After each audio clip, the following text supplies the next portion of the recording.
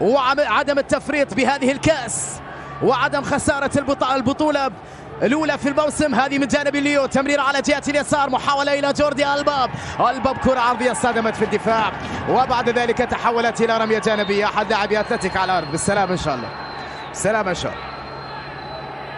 منعين يطالب الحكم أنه فيه تدخل من ليو. مانزانو يتأكد مع هرنانديز، يعطيه إشارة هرنانديز أنه لعبة عادية، لا يوجد خطأ على ميسي.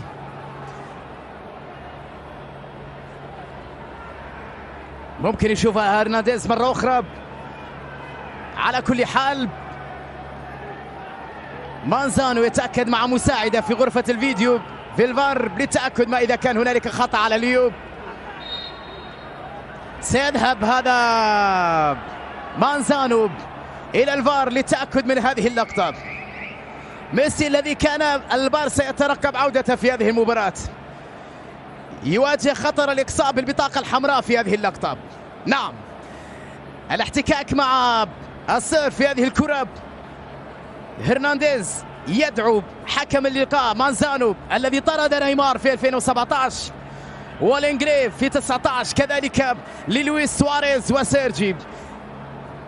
الآن بعد التأكد من اللقطة يستدعي ليونيل ميسي وبعد ذلك بطاقة حمراء من جوردي ألبا.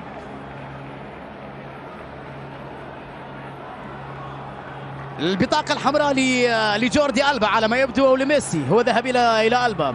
لخبطنا هذا مانزانو، هي لميسي. نعم هي لميسي. طرد لليونيل في آخر دقيقة من أحداث هذه المباراة. الوضع معقد جدا في برشلونة. ميسي بعد أن كافح كثيرا من أجل أن تعود البارسا حاول أن يصفق بيد واحدة، لم ينجح في ذلك. وجد الكثير من الصعوبات والمعاناة، لم يأتي أمامه إلا مدافع لبيلباو.